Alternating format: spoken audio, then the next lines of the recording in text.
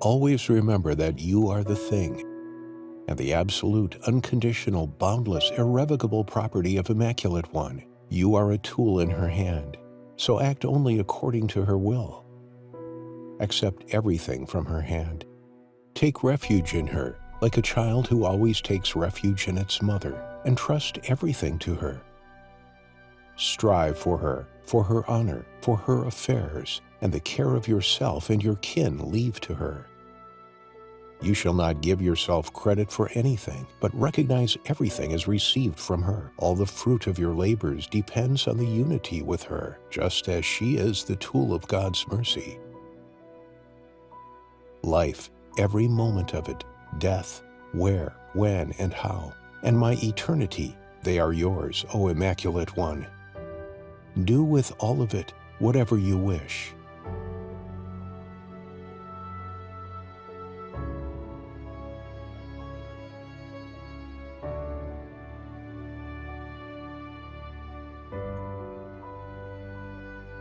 On August 14, 1941, in a starvation bunker of the German concentration camp Auschwitz, Father Maximilian Maria Kolbe died, killed by a poison injection. He was the founder of the Knights of the Immaculata organization, the monthly magazine Night of the Immaculata, and the Nepokalanów Radio, as well as the world's most numerous monastery in Nepokalanów. He voluntarily chose death by starvation in exchange for the life of a condemned fellow prisoner.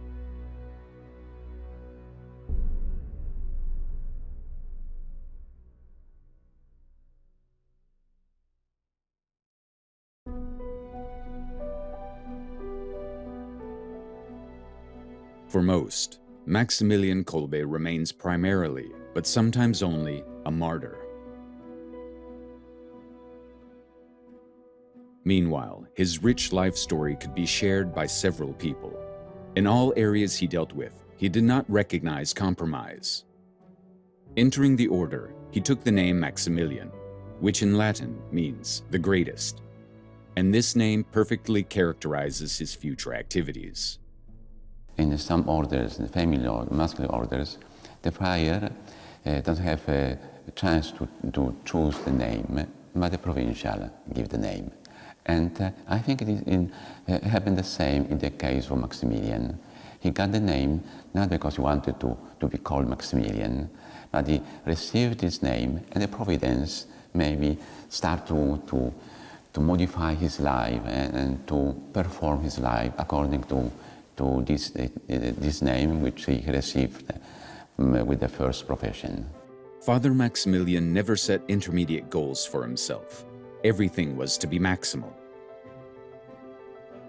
In 1920, he wrote his Rules of Life, with the notation, read every month. The first point of his life creed was, I must be as holy as possible.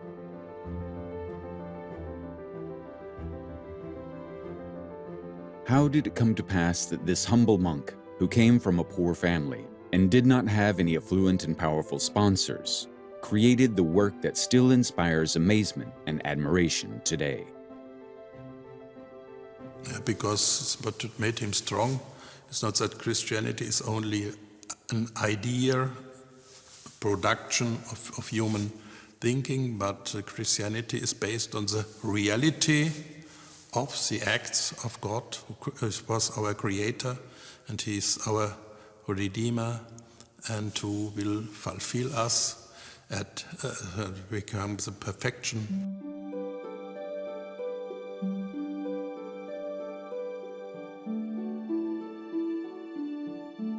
It happened in the village of Zdunska Wola on January 8, 1894 at 4 in the afternoon. Juliusz Wolbe, 23 years old, a weaver by profession residing in Zdunska Wola, appeared in person. He presented us with a male child, declaring that he was born in the village of Zdunska Wola at 1 a.m. today, of his married wife Mariana, née Dąbrowski, aged 24. The child was given the name Raymond at baptism.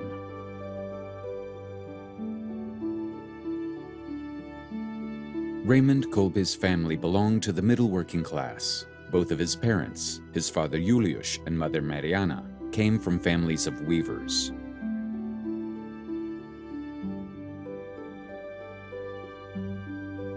In compliance with his memoirs, Juliusz was handsome and friendly and played the violin amateurishly. He was also energetic, enterprising, and hardworking. Mariana Kolbe had a more complicated personality than straightforward Juliusz. She did not feel called to have a family and dreamed of becoming a nun. However, this was impossible. The Russians abolished convents in the partition territories as part of their repressive measures. Mariana did not perceive marriage as it is today. For her, it was primarily a sacrifice for her husband and children, a sacrament she naturally chose, unable to become a nun.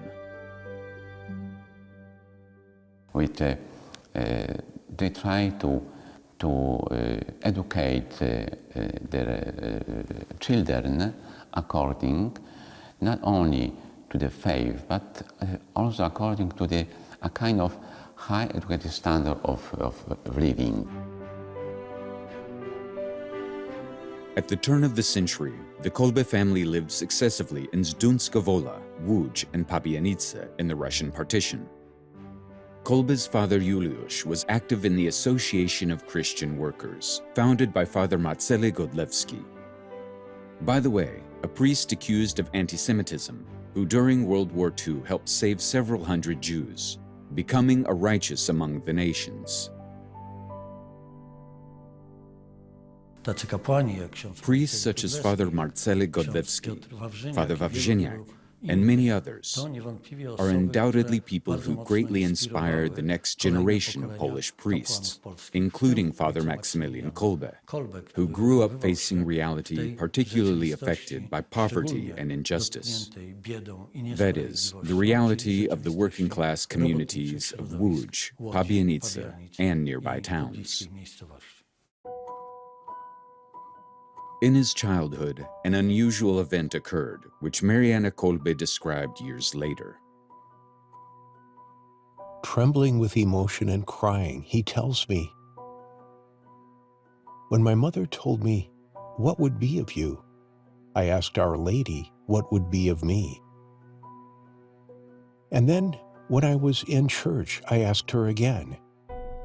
Our Lady appeared to me holding 2 crowns, white and red. She lovingly looked at me and asked if I wanted those crowns. The white one meant I would persevere in purity, and the red that I would be a martyr. I replied that I wanted them. Then Our Lady looked at me pleasantly and disappeared." Little Raymond Kolbe certainly did not anticipate how momentous this choice would be. That's a profound statement of faith, of confidence in the redeeming power of Christ, and of confidence that we are led to Christ through His Immaculate Mother.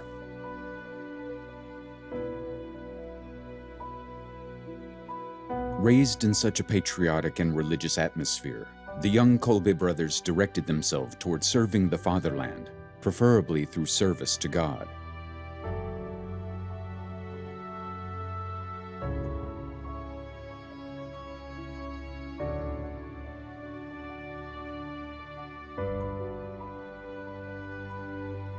So it happened. All 3 escaped to Lwów in the Austrian partition, where they began their studies at the minor seminary of the Franciscan Fathers. Raymond was 13 years old at that time. Maximilian Kolbe came from a deeply pious family. He seems to have had profound religious experiences as a young man that shaped his dedication to Our Lady under the title of the Immaculate Conception, and his dedication of his life to the Immaculata.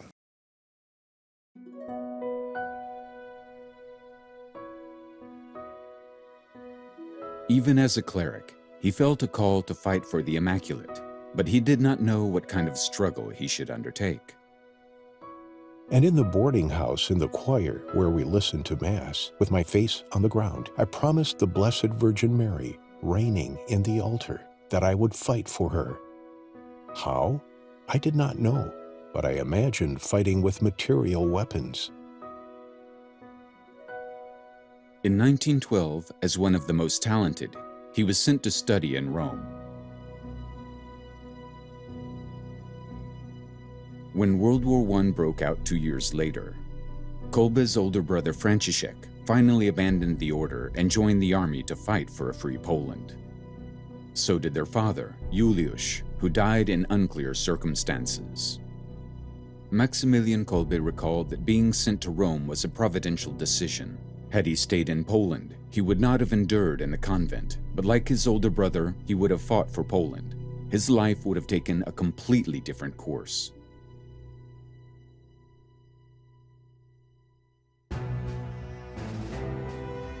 The end of the First World War marked the complete disintegration of the existing world order. The old superpowers collapsed, new states appeared, and borders and social and economic relations changed. Free Poland rose, for which Maximilian Kolbe desired to fight. At the Versailles Conference in 1919, a Polish delegation, headed by politicians Roman Dmowski and Ignacy Jan Paderewski, was among the 29 countries. And all the Allied countries recognized Poland as an independent state. After 123 years, we regained our independence. The event that had a decisive impact on the young Franciscan was the celebration of the 200th anniversary of Freemasonry. The Vatican was besieged by thousands of people carrying banners depicting Satan knocking down Michelangelo and the inscription, "Satan must reign in the Vatican, and the Pope will be his servant." Maximilian came back to the college and talked immediately to the rector of the college, Father Ignudi, and confessed to him that he has an idea to do something to defend Our Lady and the Church, and also to fight, but spiritually, for the glory of God. That's why he formed the Knights of the Immaculata. That was not an exclusive club. That was something that ordinary people could become part of, express their Catholic faith through, and exercise their baptismal responsibility to be missionaries. Thus, with the permission of Father Rector, the first meeting of the first 7 members was held on October 16, 1917. It was held in the evening, secretly, under lock and key in the second inner cell. A statue of the Immaculata between 2 glowing candles stood at the head. Activities during this first time in the life of the militia consisted, in addition to private prayer, of distributing medals of the Immaculate, known as the Miraculous Medal. The Miraculous Medal of the Blessed Mother, minted since revelations of the charismatic Saint Catherine Labour in 1830, played a crucial role in Kolbe's spirituality and his concept of the Knights of the Immaculata, and later Niepokalanów. He discovered in this miraculous medal as a kind of arms, no, to promote and to fight against the evil, against the sins, not with his own words, with his own forces, but with the help of Our Lady. Distribute her medallion wherever you can, to children, so that they always wear it around their necks, and to the elderly and young people in particular, so that under her protection they have enough strength to fend off so many temptations and snares lurking in our times. And to those who do not go to the church, or who are afraid to go to confession, who scoff at religious practices, who laugh at the truths of the faith, who are bogged in moral mud, or who are outside the church in heresy, to these it is necessary to offer the medal to the Immaculate and ask them to be willing to wear it, and in the meantime earnestly implore the Immaculate for their conversion. Thus armed, Maximilian Kolbe returned in 1919 to newborn Poland, facing his greatest threat: war with the Bolsheviks, who had to defeat the Poles on their march to Western Europe. W 1920 roku In 1920, Tukaczewski, as commander of the Bolshevik army, and, on the other hand, Budyonny, as commander of the Second Front of the Bolshevik army, tried to invade Polish lands. Tukaczewski invaded as far as in the vicinity of Warsaw in August 1920. It's important for people in the Western world to know that that Soviet project was really stopped by Poland. In the so-called Miracle on the Vistula, the Battle of the Vistula River in 1920, when the Red Army was stopped by the forces of independent Poland, Marshal Pilsudski. Had that not happened, there wasn't much left to stop the Soviet army, the Red Army, between Warsaw and the English Channel. So the Battle of the Vistula was one of the great turning points in mid-20th century history. It was then that Kolbe realized that for Christian Europe, communism was a serious, if not more, threat than the Freemasons. Time has proved that he was right.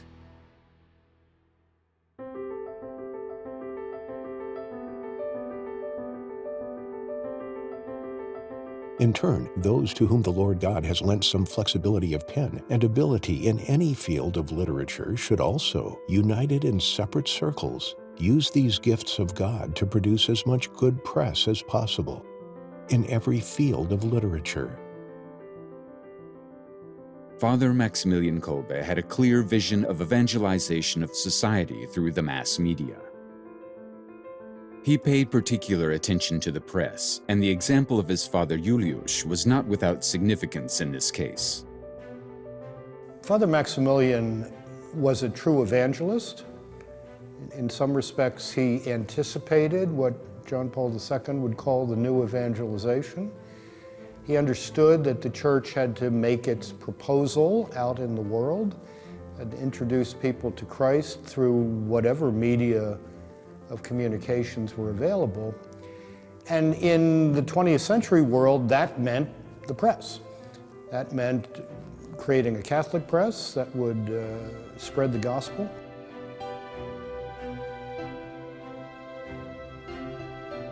Father Kolbe himself also wrote to his beloved Knight of the Immaculata. From his writings emerges a man who defines the way to achieve what we all seek in life in very plain and explicit terms. That is, simply happiness. It is significant that in the first and in the last issues of the Knight of the Immaculata, Kolbe writes precisely about happiness.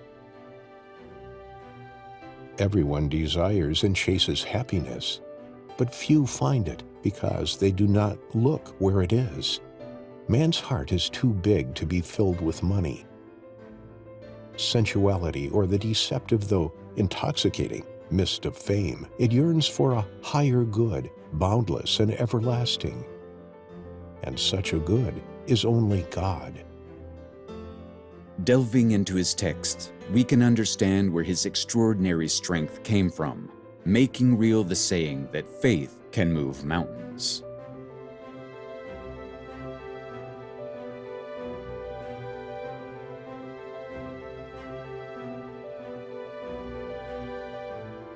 Perhaps the fact that he knew what happiness was, and it made him cheerful and smiling in most of his surviving photos. I should say that he was a very polyphonical personality. He was serious when he serious should be, but also at the same time when we met the young friars, and in the time of the free time after the work, he was a very joyful person. In 1927, Father Maximilian Kolbe convinced Prince Jan Drucki-Lubecki to give part of his land to the Franciscans and the Knight of the Immaculata organization.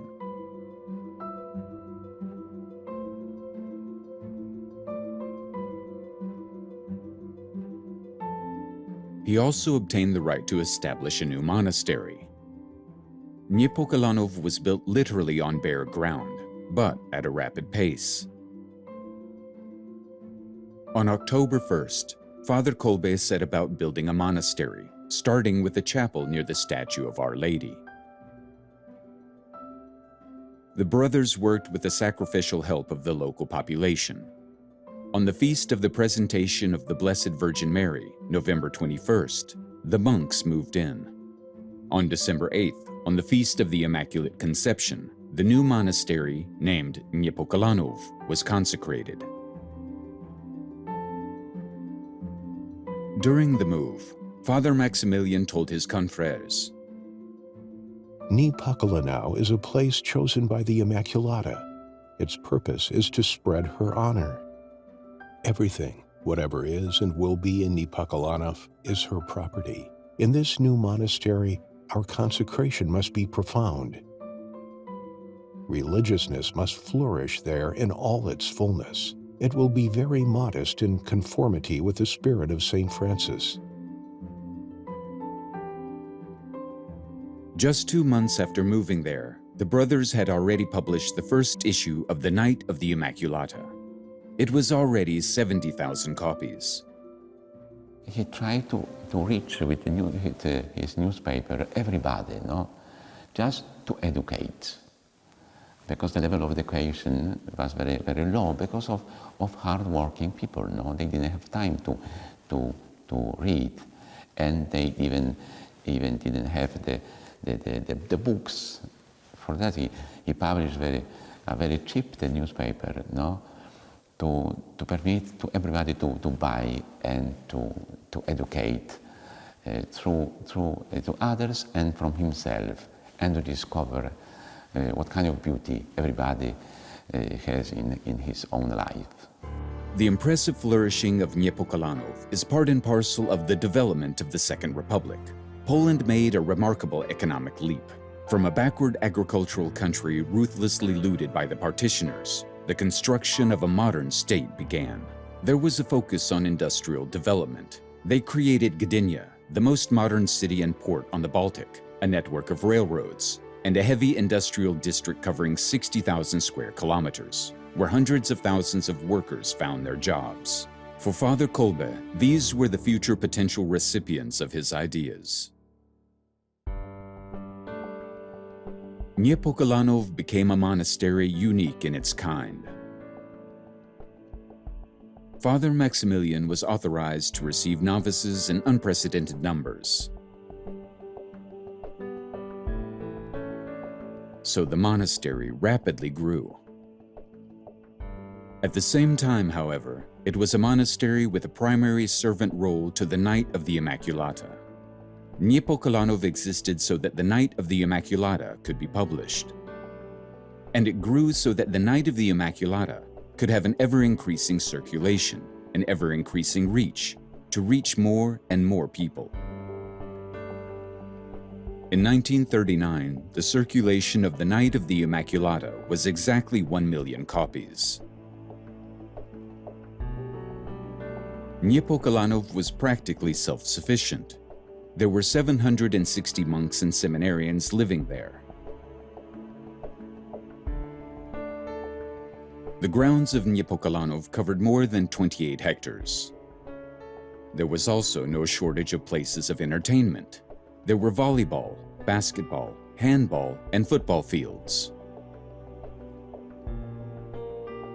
Father Kolbe did not play football, but he liked to use a bicycle to move around the vast area of Niepokalanów.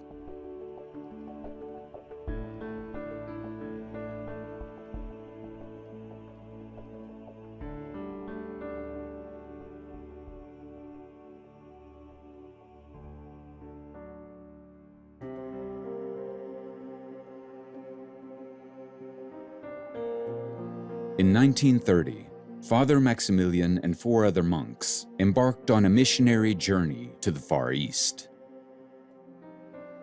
After a long trek through India and China, they finally arrived in Nagasaki, Japan. Maximilian Kolbe was a very intense man, I think, insofar as I understand him. I think he lived a rigorous life of prayer, devoted to the sacraments, and yet someone who goes from Poland to Japan is someone who is willing to have an adventure, to step outside the norm of a Franciscan life in Poland, and to be a missionary in a place that had been very difficult for Christian mission for hundreds of years.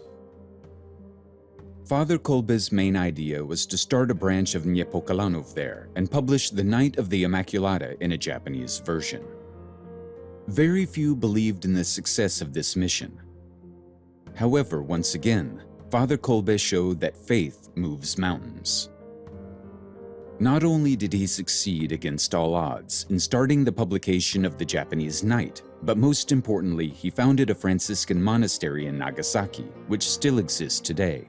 Monastery's Japanese name is Mugensai no Sono, which means Garden of the Immaculata. Divine Providence always provided solutions when difficulties seemed insurmountable, he noted with characteristic modesty in his diary. The Nagasaki monastery played a significant role after the Americans dropped an atomic bomb on the city. The hillside on which it was built shielded the monastery from the effects of the explosion. The monastery was the site of the first of many orphanages established in many places in Japan by pupil of Father Maximilian's brother, Zenon Żebrowski, who is known in Japanese history as Zeno-san. Zenon Żebrowski is an absolute unique figure, a worthy continuator of Kolbe's work. He was, like him, tireless and never gave up. During 84 years of his life, he helped thousands of orphans and the sick, becoming the most popular Pole in Japan. There were printed 350 articles and books with descriptions of his endeavors. For years of his charitable work, Brother Zenon received the 4th Class Order of the Sacred Treasure from the Japanese government in 1969.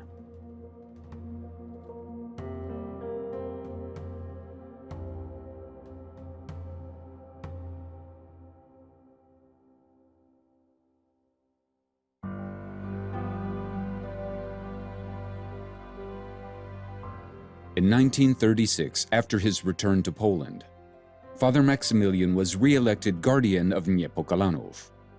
Although the publishing house was already a real power in the Polish publishing market, the charismatic leader had new ideas for development. As always, with the spirit of the times, he kept a close eye on technical innovations and looked ahead with his thoughts much further than most of his contemporaries. A saint is not a savage nor a clunker to be pushed around. A saint must be active, darting, full of initiative. He began preparing Niepokalanów to broadcast the first Catholic radio program. The station aired the first trial broadcasts in 1938. In the future, Niepokalanów was also to launch Attention, a television station. Father Maximilian was an interesting combination of a very traditional Franciscan with a very traditional piety, and a man who understood that the modern world offered the church instruments, communication instruments, transportation instruments, to spread the gospel. So he was not afraid of modern technology. And yet he used that technology to preach the truths of the gospel, which are enduring truths, they're permanent truths. So he was, in that sense, a very modern priest with a very classical message. Later took over, John Paul II took over this great idea, this great program of a new evangelization, but with the help of the modern techniques, with the broadcasts and now with television, social medias, that all are welcomed medias for the evangelization, for the preaching the gospel and for giving testimony. In the 1940s, according to Father Maximilian's plans, Niepokalanów was to enter a new, hitherto unknown stage of development. The monastery was to become a center of modern evangelization, brought about with the help of all available mass media. Knowing Father Maximilian's organizational skills, these plans had quite a real chance of coming to fruition. However, they were cut short by World War II.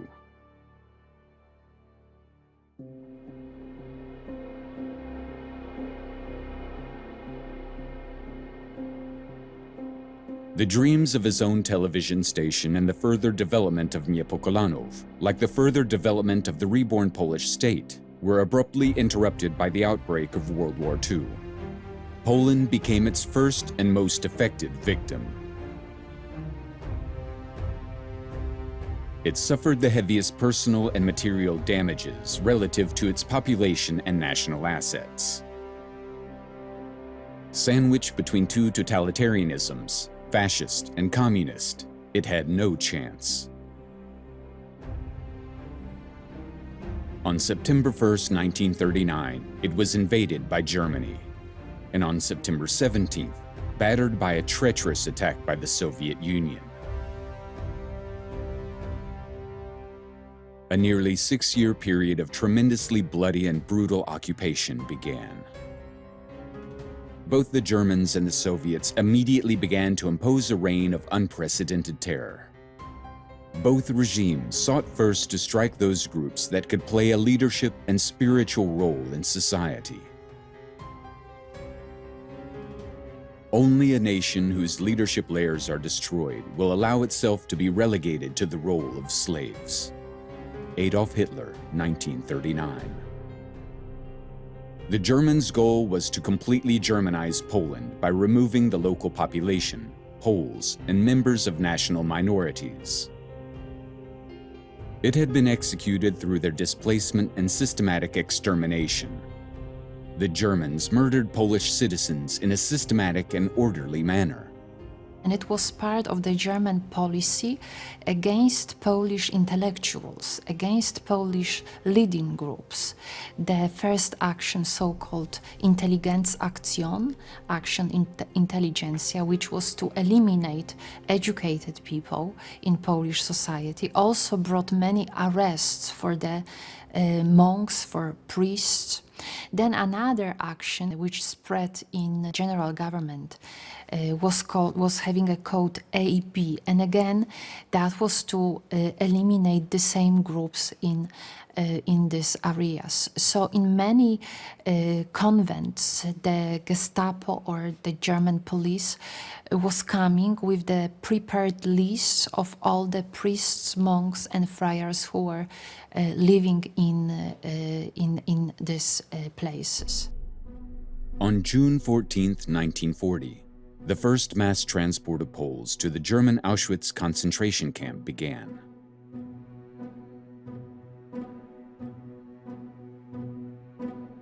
At the same time, in the Polish territories the Soviets occupied, they used no less terror.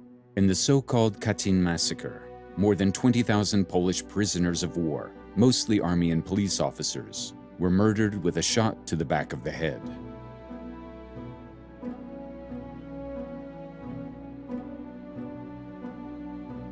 The scale of Polish human and material losses during World War II is incalculable. Nearly 6 million Polish citizens were murdered, including 3 million Polish Jews, which means that almost every fourth inhabitant of Poland perished. Cities, economic centers, and villages were totally destroyed. Warsaw, the capital city only, was 80% devastated, and 700,000 of its inhabitants were murdered. It amounts to the combined war losses of Great Britain and the US. They burned about 22 million books, and more than 500,000 individual works of art were looted, most of which have not been retrieved thus far. The German and Soviet invaders carted away literally everything, from clothes and furniture to entire factories, bridges, trains and train cars, and even railroad tracks and rail sleepers.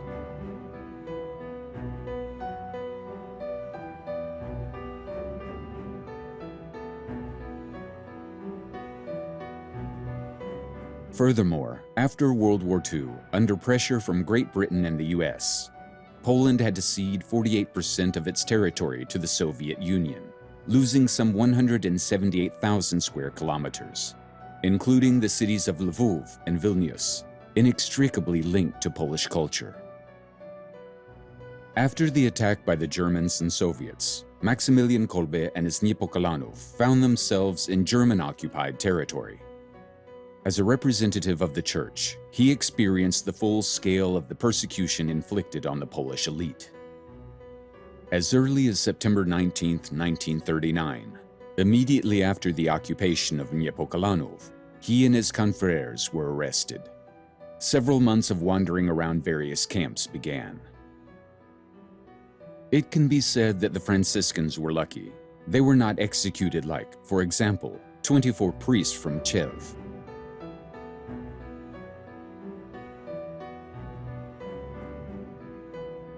On December 8th, the feast of the Immaculate Conception of the Blessed Virgin Mary, they were released and returned to Niepokalanów. Father Maximilian finds Niepokalanów looted and devastated by the Germans.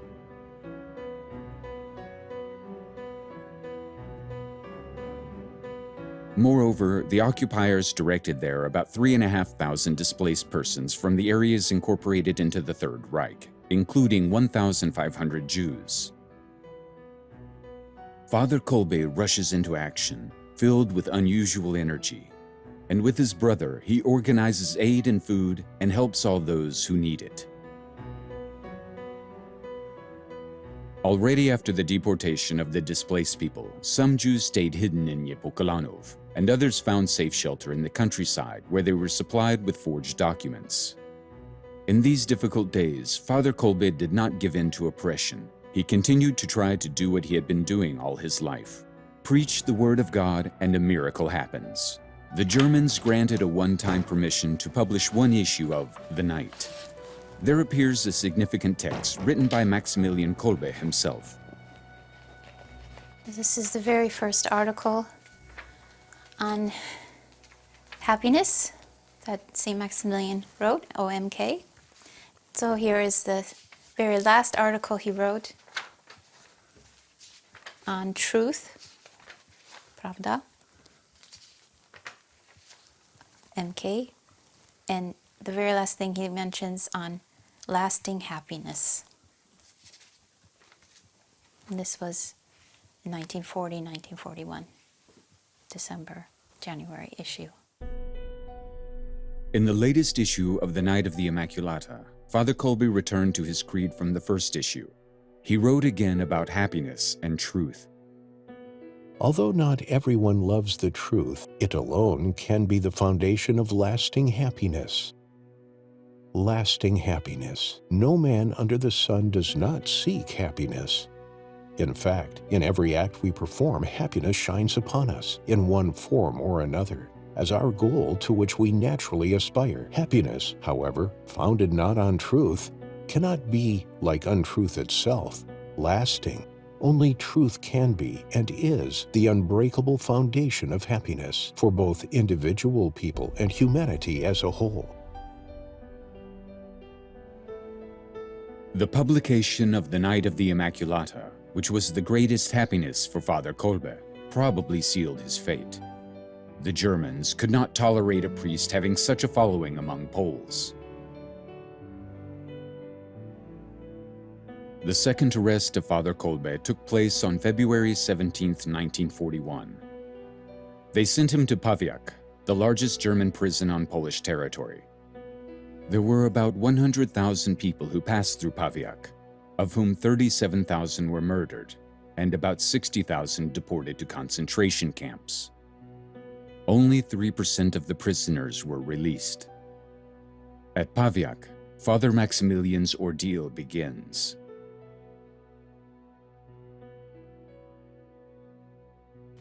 In January 1941 until beginning of April, I was in Pawiak.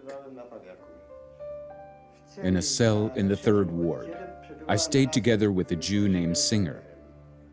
One day, the third prisoner was brought to us. It was a monk. I learned that it was Father Kolbe. Father Kolbe stayed with us for 2 to 3 days.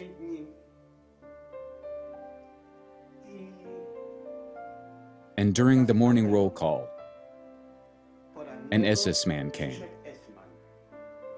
We lined up as usual for the roll call, somewhere about a meter in front of the door, and Singer reported. The SS man was not interested in what Singer was saying to him, that is, about the number of people, etc., except that he immediately turned his attention to Father Kolbe. Father Kolbe was dressed in a robe and had a rosary. Pointing to the cross, he asked Kolbe, "Do you believe in it?" Father Kolbe replied that he believed. The SS man hit him in the face.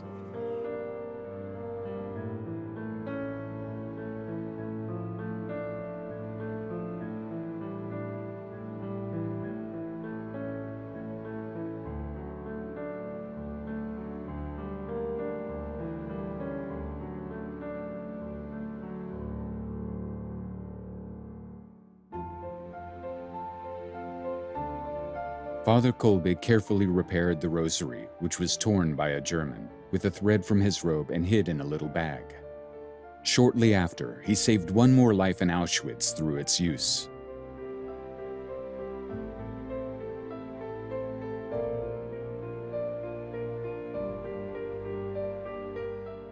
On May 29, 1941, Father Kolbe was deported to the German concentration camp, Auschwitz. He got the prisoner number 16670.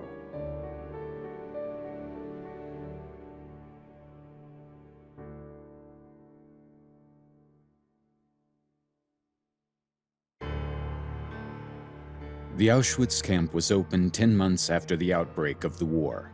It was the first German concentration camp on occupied Polish soil. Together with the other camps of Majdanek and Stutthof, it was one of the main places intended for the extermination of Poles. At least 464 priests, clerics, religious, and 35 nuns were sent to Auschwitz. Father Kolbe was in a camp only 52 days, most probably. He was deported at the end of May, and at the end of July was the roll call, when he offered his life, and 14th of August he was killed here in the camp. During his short stay in the camp, Father Kolbe made himself memorable to his fellow prisoners. He talked, consoled, and lifted their spirits. He wanted to arouse in them the will to live and survive. One of the most significant accounts comes from the then teenager Wilhelm Żelazny, number 1126. Abused and physically ill, he wanted to commit suicide. Kolbe found out about it.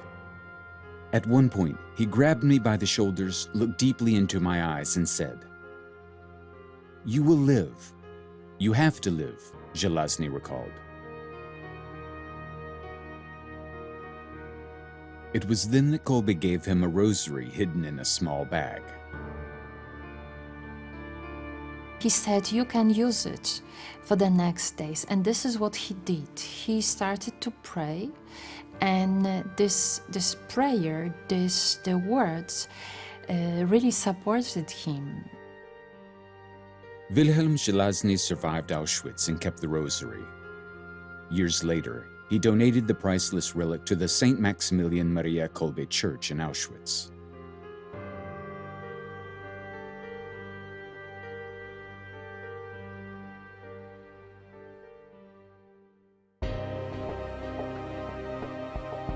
One of the most remarkable testimonies to the life and death of St. Maximilian in Auschwitz, Marian Kałobie's shocking work, Memory Clichés, Labyrinth, located in the basement of the Franciscan monastery in Hermęcie.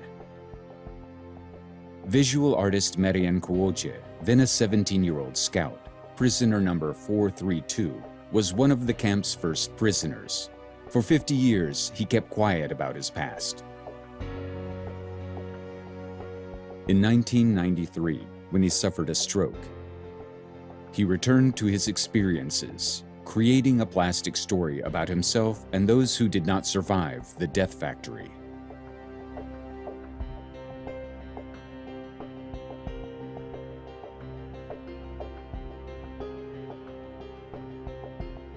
Marian Kłodzie recalled he stood with Father Kolbe on one roll call.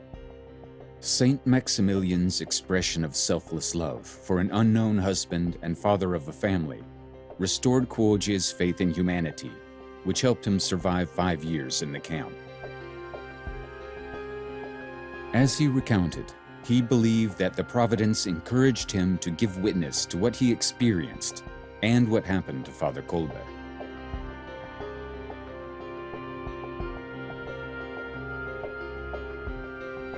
Out of the 260 works, as many as 46 he dedicated to the saint. This testimony in the picture speaks more than any other attempt to recreate those moments.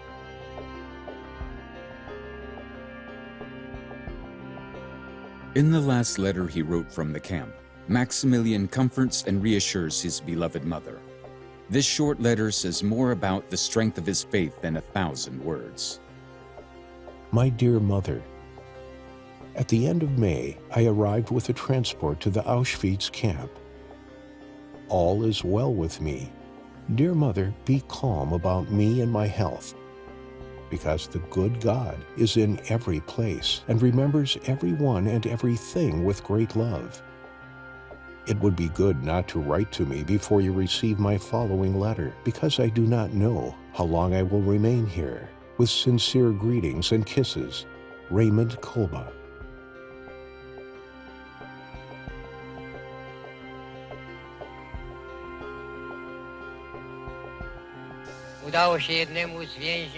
One managed to escape. This prisoner was in block 14A, the same block that I was. Lagerführer Fritsch ordered a roll call. Then, Lagerführer Fritsch walked in front of the ranks. He pointed me with his hand. I knew that I had already been selected. I said that I felt sorry to orphan by my children and wife. Some of the prisoners who were at this roll call, they remember the atmosphere, the tension, not to look at the SS, just look somewhere else, not to be noticed, stay in the back, try to look healthy, try to look straight, good for work, so not to be chosen. It was fear, it was terrible fear. When there were already 10 selected and I with them, this one prisoner spontaneously stepped out of line, turned toward Lagerführer Fritsch, and stood before him. Lagerführer Fritsch said, "What does this Polish swine want?" He replied in German, "I want to go for one of the selected prisoners." "Which prisoner do you want to go for?" He turned around, pointed his hand at me, and said, "I want to go for this prisoner." "And why do you want to go?" "I am lonely, and he has children and wife. They need him." At the end of June, when the message was spread, it's going to be starvation cell, the prisoners were having the imagination, what is it going to be like? So they are not going to be released like from the other cells when they could stay for 4 or 5 nights and then they would be sent back for the camp. No, this is very end. This is the terrible death in pain because of starvation.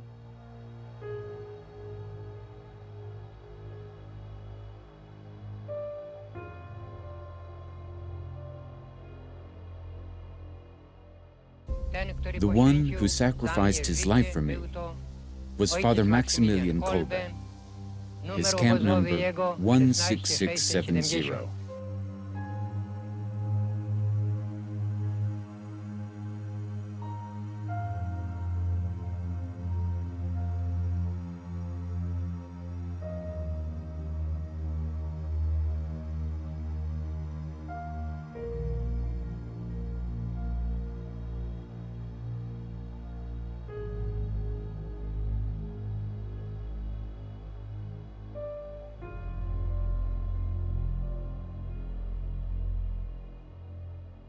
when the roll call happened after the escape of one of the prisoner, when he decided to give his life, for many prisoners that was really shocking situation.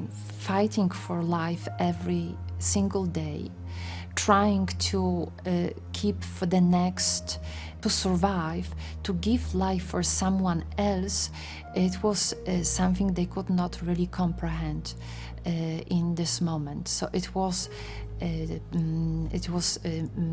met with disbelief, with respect in many cases.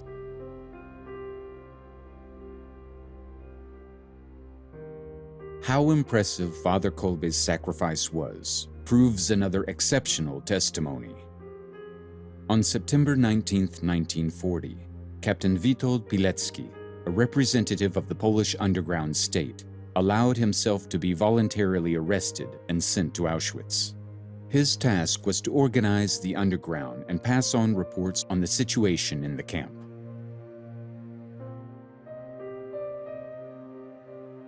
Once upon a time, it happened that when they selected a young prisoner, an old priest came up from the ranks and asked the camp commandant to choose him and exempt that young one from punishment. The moment was so powerful that the prisoners from the block were petrified with astonishment. The commandant agreed, and the priest hero went to his death, and that prisoner returned to the ranks. Captain Witold Pilecki escaped from Auschwitz and delivered the report to the Allies. Along with Jan Karski's records, the Pilecki's account was the first eyewitness information about the Holocaust given to the Allies. Both accounts were ignored, despite Karski's meeting with the US president. Witold Pilecki returned to Poland in 1945 to raise the anti-communist resistance movement. Captured, he was sentenced to death by the communist authorities in a show trial.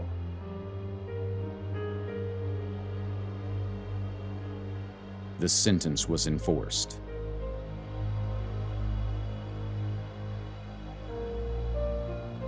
After World War II, Poland did not fully regain its independence. Left on the other side of the Iron Curtain in the Soviet sphere of influence, it waited another 44 years for freedom. The resistance of Polish society, which had a strong support in the Catholic Church, was instrumental in bringing about the collapse of communism in Europe. Solidarity, next to the fall of the Berlin Wall, is the most important symbol of this transformation. Since 1989, Poland has been free and fully independent again.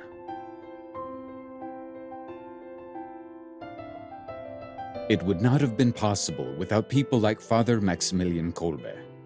They were restoring faith in humanity in the face of total regimes whose main goal was to dehumanize their victims.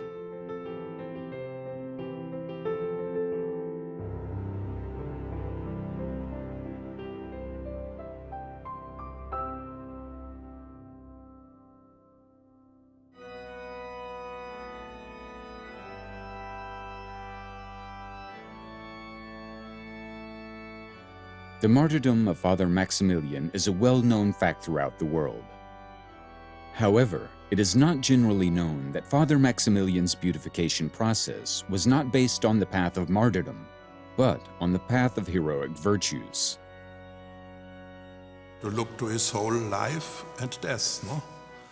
Like in Jesus Christ, no? Is the first martyr or the origin and the example for all the martyrs in the fellowship of Jesus Christ, his preaching of the gospel, of the kingdom of God, and what he did for the poor people, for the ill people, and he helped everybody to make present the love of God for everybody, to make the experience for everybody possible of the dignity of the human life, that everybody, every single person has this predestination to become son or daughter of God in Jesus Christ. It happened for several reasons. But the most important is that the process proved that Father Kolbe's entire life was a path to sanctity.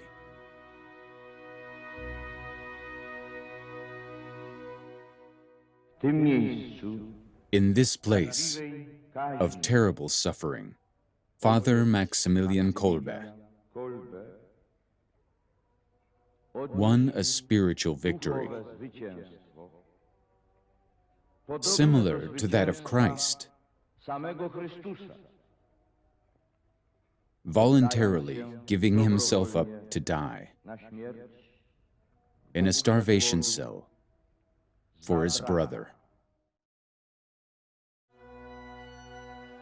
Finally, after many years, on October 10th, 1982, Blessed Maximilian Kolbe was canonized as a saint and a martyr. Beatum Maximilianum Mariam Kolbe, sanctum esse decernimus et definimus, ac sanctorum catalogo adscribimus, statuentes eum in universa ecclesia, inter sanctos martires, via devotione recoli debere, in nomine Patris et Filii et Spiritus Sancti.